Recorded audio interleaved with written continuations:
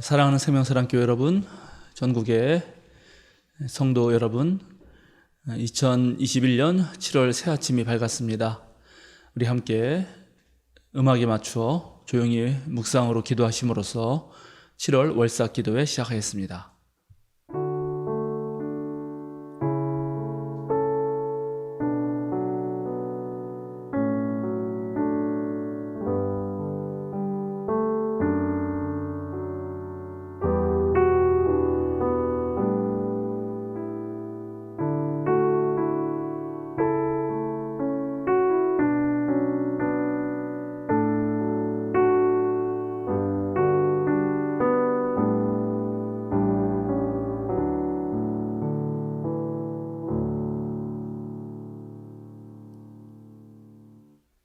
모든 만물을 사랑으로 돌보시는 하나님, 푸른 논과 푸른 나무가 시간의 흐름을 알립니다. 멀리서 들리는 개구리 소리가 꿈같은 생명의 시간을 알려줍니다. 피리를 불어도 춤추지 않는 세상에서 하나님의 은총을 찬양하게 하소서. 믿음의 찬양 속에서 깨달음의 순간이 있게 하소서. 그리고 그 순간이 영혼의 힘을 갖게 하소서. 순간순간에 깨달음이 쌓여 일상의 지혜가 되게 하시고 매 순간에 은총이 쌓여 삶의 덕이 되게 하여 주소서. 영원한 하나님 나라를 바라보며 모든 지나가는 것들을 사랑하게 하여 주소서. 우리 주 예수 그리스도 이름으로 기도드립니다. 아멘. 함께 떼제 찬양 부르겠습니다. 주님 나라는 의와 평화라는 찬양입니다. 3번 함께 부르시겠습니다.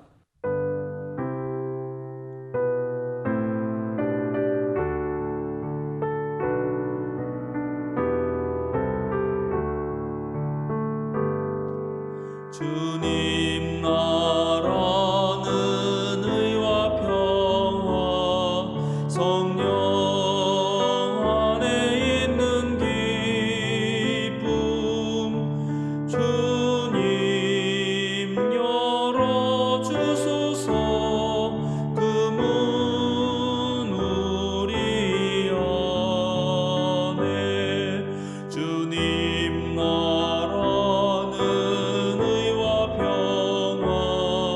성령 안에 있는 기쁨 주님 열어주소서 그 문 우리 안에 주님 나라는 의와 평화 성령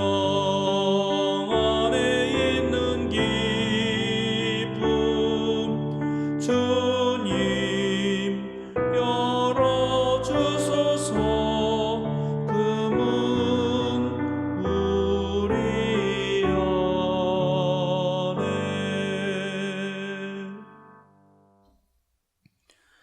안에. 오늘 우리에게 주시는 성경 말씀은 창세기 1장 26절에서 27절 그리고 마태복음서 5장 13절에서 16절 말씀입니다. 하나님이 말씀하시기를 우리가 우리의 형상을 따라서 우리의 모양대로 사람을 만들자. 그리고 그가 바다의 고기와 공중의 새와 땅 위에 사는 온갖 들짐승과 땅 위를 기어다니는 모든 길짐승을 다스리게 하자 하시고 하나님이 당신의 형상대로 사람을 창조하셨으니 곧 하나님의 형상대로 사람을 창조하셨다. 하나님이 그들을 남자와 여자로 창조하셨다. 다음은 마태복음서의 말씀입니다. 너희는 세상의 소금이다. 소금이 짠맛을 잃으면 무엇으로 그 짠맛을 되찾게 하겠느냐?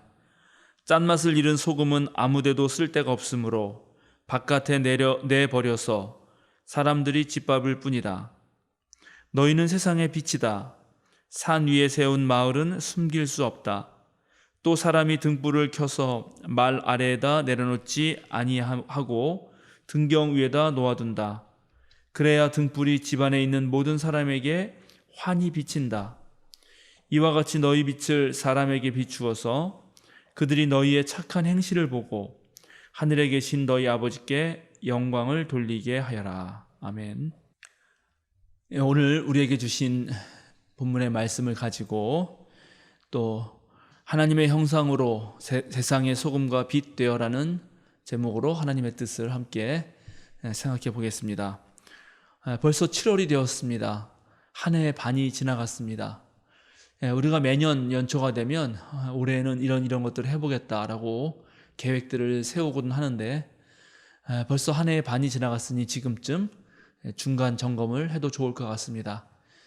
우리 세명사랑교회도 5월부터는 이제 월삭 기도회를 다시 시작합니다. 이렇게 영상으로 하는 것이지만 특별히 어떤 주제를 놓고 함께 저와 여러분이 생각해보는 시간을 갖습니다. 5월에는 가족이라는 주제, 6월에는 환경 문제에 대해서 생각해 보았고, 이제 이번 달에는 사람이라면 누구나 누려야 될 권리인 인권에 대해서 여러분과 함께 생각해 보고자 합니다. 인권이란 사람이 사람답게 존엄한 생활을 영위할 수 있는 그런 모든 권리, 즉 개인의 자유와 평등, 독립성의 보장, 또 이 인류의 이익에 우리 정부가 어떤 그런 권한 행사를 할 때 정확하게 부합할 그런 책임 등을 뜻하는 것입니다.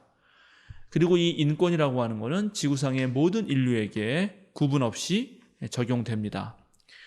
기본적으로는 생명권, 즉 생명의 권리가 있고요. 적절한 삶의 수준을 보장받을 권리, 또 고문을 비롯해서 부당한 처우에 대해서 보호받을 권리, 사상과 언론 및 표현의 자유, 이동의 자유, 자기 결정의 권리, 또 교육받을 권리, 그리고 정치 문화에 참여하고 향유할 권리 등 다양한 권리들을 포함하고 있습니다. 유엔 산하에 있는 유엔 인권위원회나 또 우리나라에도 국가인권위원회가 있어서 이런 모든 규칙들과 또 원리들이 보장되어야 하고 우리들이 일상에 지켜야 되는 그런 법 안에도 인권 개념이 그 밑바탕에 놓여 있습니다. 저는 오늘 이 사람들이 마땅히 누려야 할 그런 인권에 대해서 그리스도교 신앙의 관점에서 한번 생각해 보려고 합니다. 그리스도교 신앙의 관점에서 인권에 대해 원칙이라고 하면은 오늘 우리가 함께 읽은 바로 창세기의 말씀이라고 할 수 있습니다. 즉 모든 사람은 이 지구상의 다른 존재와 달리 하나님의 형상으로 지음받았다고 하는 이 창세기의 선언이야말로 그리스도인이 생각하는 인권의 가장 큰 원칙이 되겠습니다. 그러니까 이제 사람을 볼 때마다 그 사람을 얕잡아 볼 수 있는 것이 아니고 그 사람 안에서 마치 하나님을 뵙듯이 그렇게 존중하고 대해야 한다는 것입니다. 이런 사실을 너무나 잘 알고 계셨던 예수님도 자신을 따르는 무리들에게 너희야말로 세상의 소금이다, 세상의 빛이다라고 말씀하셨습니다. 그 말 속에는 바로 실제로 모든 사람들은 다 하나님의 형상이고 소금과 빛과 같은 존재라고 하는 아주 긍정적인 그런 인정이 담겨 있다고 볼 수 있습니다. 그런데 오늘 너무나 많은 사람들이 이러한 사실을 망각하면서 살아가고 있습니다. 우리 모두 한 사람 한 사람이 정말 그렇게 사람답게 존중되고 또 대우받으며 살아가야 되는데 자신 스스로에게도 그렇게 하지 못하고 또 다른 사람을 대할 때도 그렇게 하지 못하는 경우가 참 많이 있습니다. 그래서 무엇보다도 인권을 얘기할 때 자기 자신이 자기를 존중할 줄 알고 자기의 권리부터 지킬 줄 알아야 합니다. 인간으로서 존엄함이 무엇인지를 스스로 드러낼 줄 알아야 한다는 것입니다. 물론 사회 정치적으로 또 법적으로 사람을 보호하는 법들이 있고 그리고 그런 것들은 마땅히 지켜져야 하지만 실제로 그런 것들이 지켜질 수 없는 상황에서 또 그런 경우에 처한다 하더라도 우리 스스로 자신이 가지고 있는 그 권리를 지켜야 한다는 것입니다.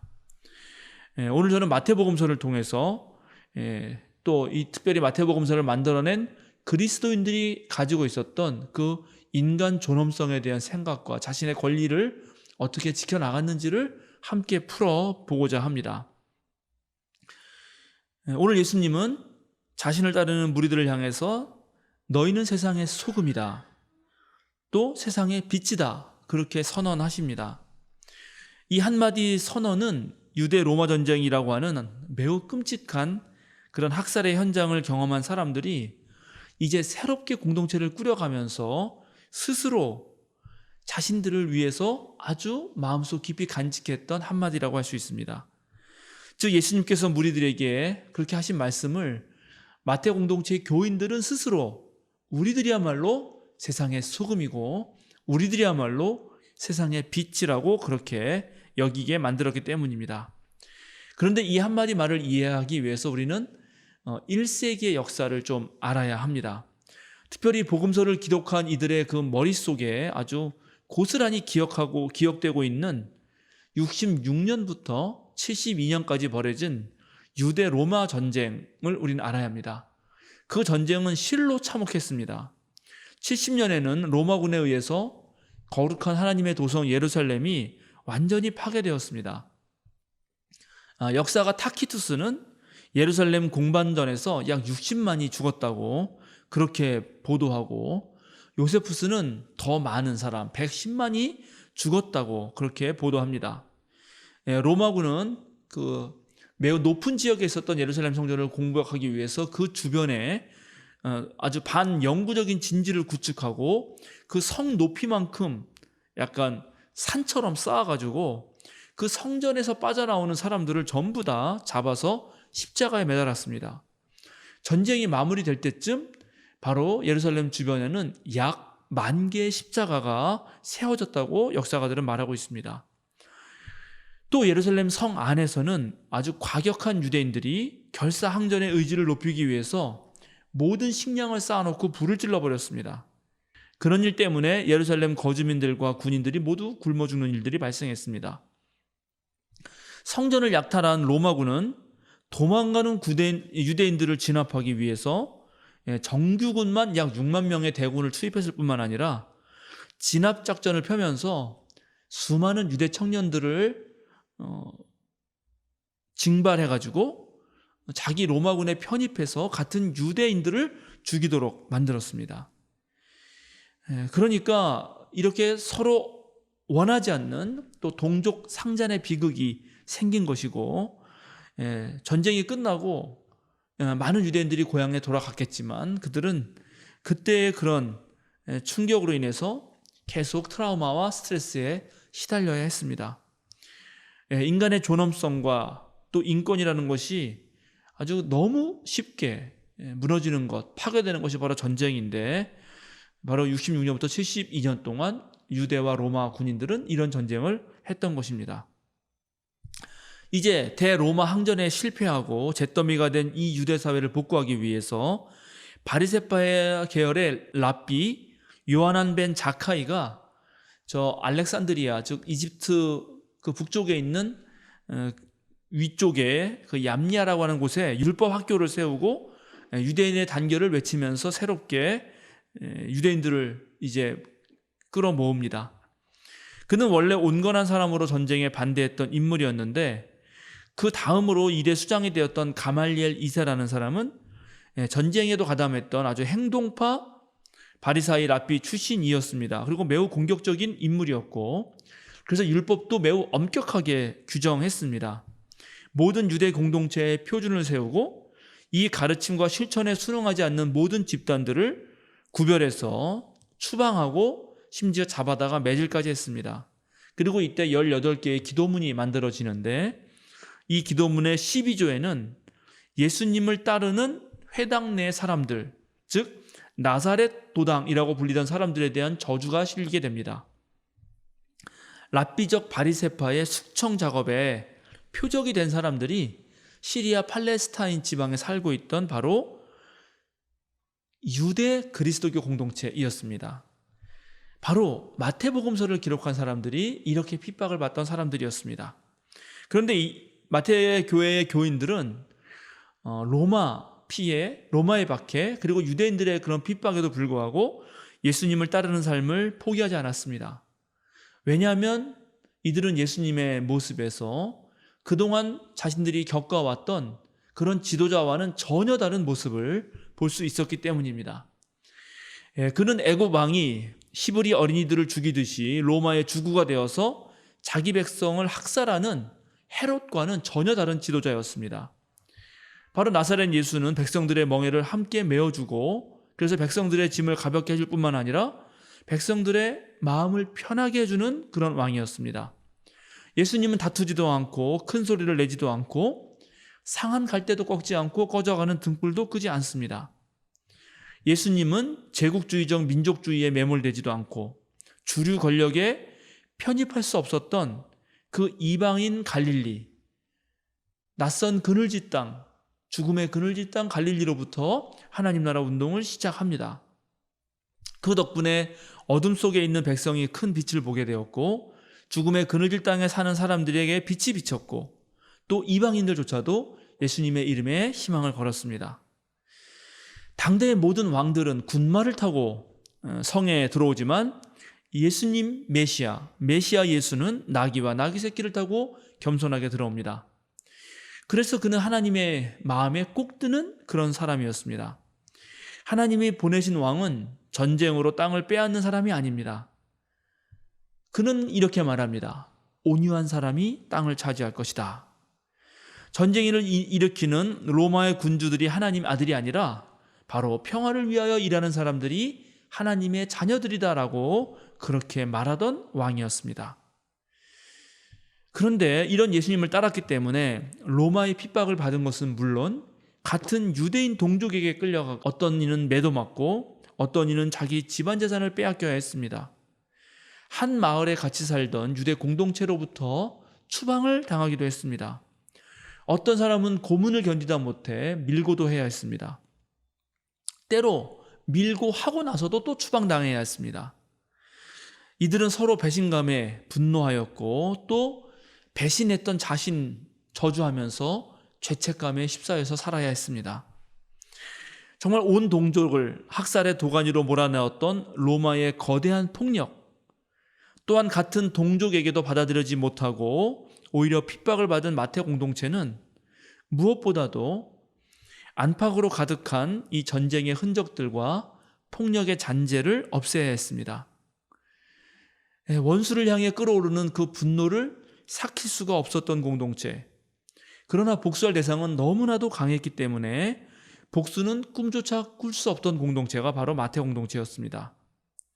그런데 보통 마음속에 있는 그 가득한 분노가 제대로 해소되지 못하면 자신도 모르게 자기보다 약한 이에게 표출되거나 아니면 자기 자신을 해하게 됩니다.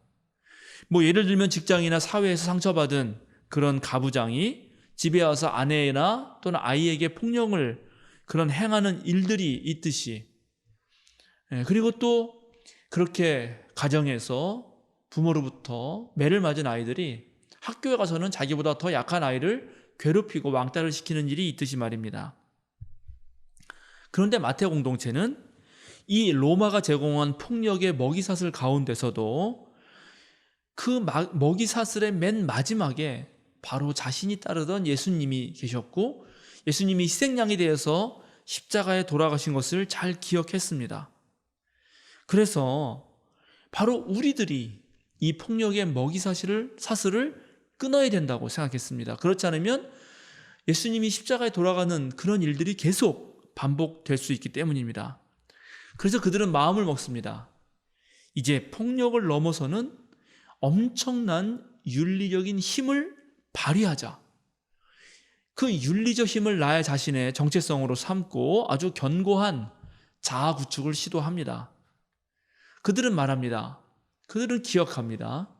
마음이 가난한 사람, 즉 겸손한 사람이 복이 있다.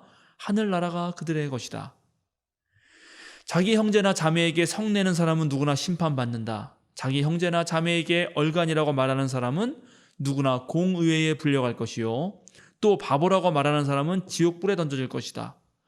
그러므로 제단에 제물을 드리려고 하다가, 즉 오늘 말로 하자면 교회에 예배하러 갈 때 내 형제나 자매가 내게 어떤 원한을 품고 있다는 생각이 들거든 너는 그 제물을 제단 앞에 놓아두고 먼저 가서 내 형제와 자매와 화해하여라. 눈을 눈으로 이를 이로 갚아라 하는 말을 너희는 들었다. 그러나 나는 너에게 말한다. 악한 사람에게 맞서지 말아라. 누가 내 오른쪽 뺨을 치거든 왼쪽 뺨마저 돌려대어라. 누가 너를 걸어 고소하여 내 속옷을 가지려고 하거든 겉옷까지도 내주어라. 누가 너더러 억지로 오리를 가자고 하거든 심리를 같이 가져와라. 내게 달라는 사람에게 주고 내게 꾸려고 하는 사람을 물리치지 말아라. 너희 원수를 사랑하고 너희를 박해하는 사람을 위하여 기도하여라. 의를 위하여 박해를 받는 사람은 복이 있다. 하늘나라가 그들의 것이다. 이들은 지금 여러분에게 읽어드린 이런 예수님의 말씀을 기억하면서 이렇게 어려운 상황에서도 바로 위에 그런 놀라운 도덕적 가치들을 지켜내려고 했습니다. 이것이 가능했던 이유는 바로 하나님이 늘 우리와 함께 계시다고 하는 그 임마누엘 신앙이 있었기 때문입니다. 마태복음서의 처음을 장식하는 예수님 탄생 이야기에서 임마누엘 약속의 성취가 그려지고 예수님의 마지막 명령이 바로 임마누엘 약속으로 끝이 납니다. 내가 세상 끝날까지 항상 너희와 함께 있겠다.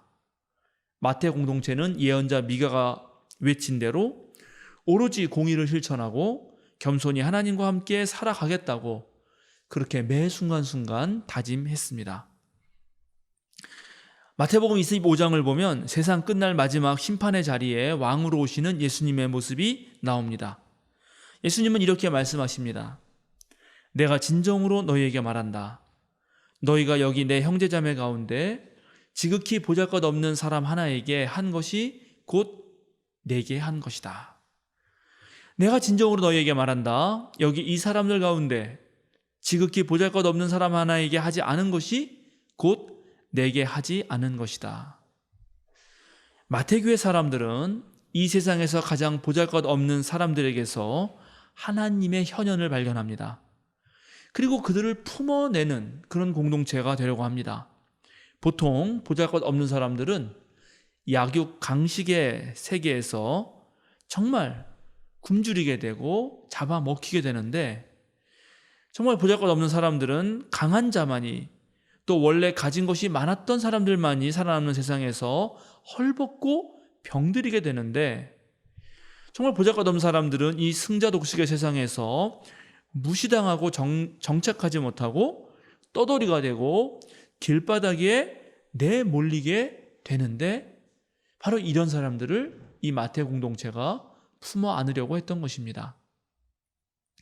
오늘날 마찬가지입니다. 오늘날 어느 자리에서 인권이 유림됩니까? 오늘날의 일상에서 누가 보잘것없다고 여겨집니까? 그들의 인권이 왜 지켜지지 못하는 것입니까? 과연 누가 오늘날 이렇게 보잘것없는 사람들입니까? 때때로 어린아이들의 창의적인 생각은 어린 녀석이 뭘 아냐면서 보잘것없다고 여겨지죠. 생명을 살리는 가사 노동은 돈이 되는 직장 노동보다 보잘것없다고 여겨질 때가 많습니다. 머리 쓰는 일보다 몸으로 하는 일이 또 보잘것없다고 느껴질 때도 있고, 그래서 몸으로 일하는 사람마저도 보잘것없는 사람, 있으나 마나한 존재처럼 그렇게 대우받을 때도 있습니다. 오늘날 노동자들의 인권이 제대로 지켜주지 못하는 이유가 바로 여기에 있습니다. 능력 있는 젊은이들이 활개치는 그런 변화무쌍한 세상에서는 모진 풍경을 겪은 어르신들의 경험 또한 매우 보잘것없는 것으로 무시당하기 쉽습니다. 또 이런 사회에서는 가끔 자기 자신도 보잘것없는 사람으로 그렇게 느껴질 때도 있습니다. 그러나 마태는 그렇게 보잘것없다고 느껴지는 사람들 안에서 오히려 하나님의 현현을 발견하고 보잘것없는 이들에게 한 것이 곧 하나님이 한 것이라고 말하고 있습니다. 마태는 모든 길은 로마로 통한다, 그렇게 들리던 화려한 제국, 로마 제국의 그 폭력에 의해서 희생된 한 유대인 청년, 그 나사렛 예수의 작은 삶을 통해서 그 모든 폭력과 억압이 보잘것없는 데서 나오는 것이 아니라 오히려 더 뛰어나고 더 강하고 더 효율적이고 더 많은 것을 추구하는 것에서 나왔다는 사실을 알았기 때문입니다.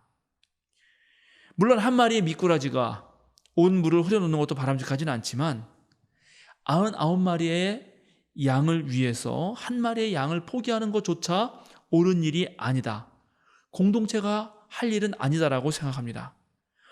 그래서 두세 사람이 모인 곳에서도 언제나 예수님은 함께 하셨다고 하셨고, 공동체에서 문제를 일으킨 사람이 용서를 빌면 70번씩 7번이라도 용서하라고 그렇게 말했던 것입니다. 제국의 폭력이 혹시 자신들에게 전염되었을까 염려해서 늘 가장 무력한 존재인 어린아이들을 품어주려고, 받아들이려고, 그렇게 해서 자기 자신을 낮추려는 연습을 했고, 보고 만지고 걸어다니는 그런 모든 행동이 혹시 누군가에게 악으로 작용할까봐, 누군가를 실족시킬까봐 노심초사하였습니다. 일상의 삶에서 녹아나는 진실과 정의를 실행하기 위해 겉으로는 옳은 척하지만 실제로 속은 위선과 불법으로 가득 찬 율법학자들과 바리새파들보다 더 철저하게 하나님의 의를 시행하면서 자기 수행을 하였습니다. 정말 살기 어려운 시절, 인권이고 뭐고 다 무시되던 그 시절, 정말 흔들리지 않고 한 사람의 참된 인간으로서 의연한 자태를 보여준 자가 있다면, 자기를 베고 자르고 상처를 내는 그런 자들을 향해서도 향기를 바라는 그 향나무에게서 뭔가 배울 수 있는 그런 사람이 있다면 아마 한평생 그런 사람을 따라도 행복할 것입니다. 마태 공동체는 자신의 주변에 언제나 함께 있었던 가장 보잘것없는 자들 속에서 하나님을 봄으로써, 또 그들을 품어 안는 공동체를 만들므로써 참으로 어려운 시절 바람에 흔들리지 않고 큰 물에 요동하지 않는 그런 자태를 보여주었습니다. 어떤 상황 속에서도 자신들이 세상의 소금이요 빛이라는 사실을 잊지 않았던 것입니다. 오늘도 우리 예수님께서는 우리들에게 너희들은 세상의 소금이요 세상의 빛이라고 말씀하십니다. 오늘을 사는 그리스도인들은 마태 교회 교인들이 지향하고 살아내려고 했던 그 인간다운 삶을 지속해야 합니다. 어려운 시절이라도 흔들리지 말고 우리 모두가 원래 부여받은 그 하나님의 형상으로 소금의 역할, 빛의 역할을 감당해야 하는 것입니다. 그리고 우리가 그렇게 하려면 먼저 우리의 정체성을 확고히 해야 합니다. 우리는 이 땅의 사람만은 아닙니다. 우리는 하늘의 시민입니다. 우리는 이 세상의 가치가 아니라 하나님의 뜻과 하나님의 계명에 따라 살아갑니다. 바로 우리 모두가, 전 세계 그리스도인들이 그렇게 살아갈 때 참된 인권이 세워지는 것입니다. 함께 기도하겠습니다. 하나님, 무엇보다 우리 마음을 다스리게 하여 주소서. 우리 마음을 하나님께로 향하고 하나님 앞에서 우리 마음을 깨끗하게 씻게 하여 주소서. 오늘 하루도 주님의 형상을 드러내는 삶이 되게 하여 주소서. 그래서 세상의 소금이요 빛으로 살게 하소서. 때때로 우리 삶에 풍랑이 일어납니다. 그럴 때 바람을 보지 않도록 오로지 주님만 믿고 흔들리는 마음을 붙잡아 그 풍랑을 넘어서도록 우리에게 하늘의 지혜와 힘과 용기를 허락하소서. 우리 주님 예수 그리스도 이름으로 기도드립니다. 아멘. 몇 가지 기도 제목 제가 드리겠습니다. 또 기도하시고 여러분 스스로도 기도하시면 좋겠습니다. 2021년 남은 6개월도 우리가 연초에 계획한 대로 또 성실히 그렇게 지낼 것, 또 코로나 상황이지만 우리 교회가 할 수 있는 그런 선교 사역을 잘 감당해낼 수 있도록 기도해 주시고, 이제 곧 무더운 여름이 올 텐데 또 그때 지치고 피곤할 때 우리 주님께 위로를 구하면서 또 우리나라가 당면한 문제들을 위해서도 여러분 함께 기도해 주시면 고맙겠습니다. 몇 분이라도 기도해 주시고 오늘 7월 첫날 월사 기도회를 마치도록 하겠습니다. 감사합니다.